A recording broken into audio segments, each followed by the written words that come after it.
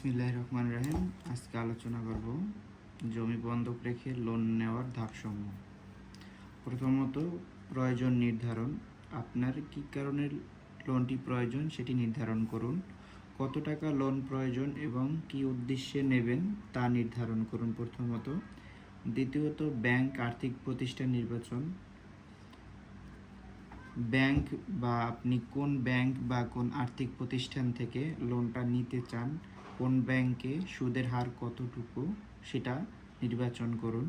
সুদের হার, processing fee, লোনের মেয়াদ ও শর্তগুলি তুলনা করে উপযুক্ত ব্যাংক বা আর্থিক প্রতিষ্ঠান নির্বাচন করুন। কোনটা আপনার জন্য সহজ হবে সেটা নির্বাচন করুন। তারপর দ্বিতীয়ত, আবেদন করুন। নির্বাচিত ব্যাংক প্রতিষ্ঠান লোনের জন্য আবেদনপত্র জমা দিন এবং প্রয়োজনীয় তথ্য দিন।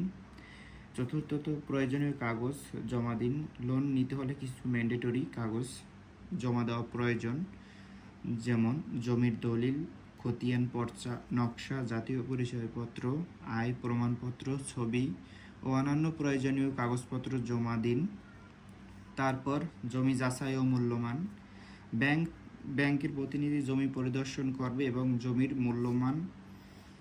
মূল্যায়ন করা হবে, অর্থাৎ ব্যাংকের এক প্রতিনিধি আপনার জমি সরাসরি দেখবে এবং আপনার জমির বিপরীতে কত টাকা দেয় সেটা নির্ধারণ করবে।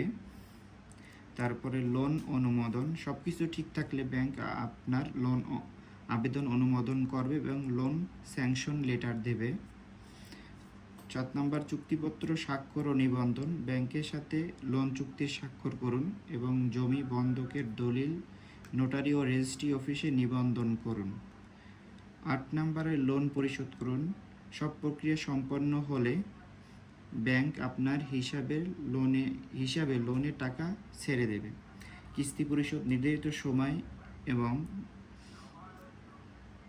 এবং নির্দিষ্ট সময় কিস্তি পরিশোধ করুন এবং লোন পরিশোধের শেষ হলে জমির দলিল মুক্ত করুন। ধন্যবাদ।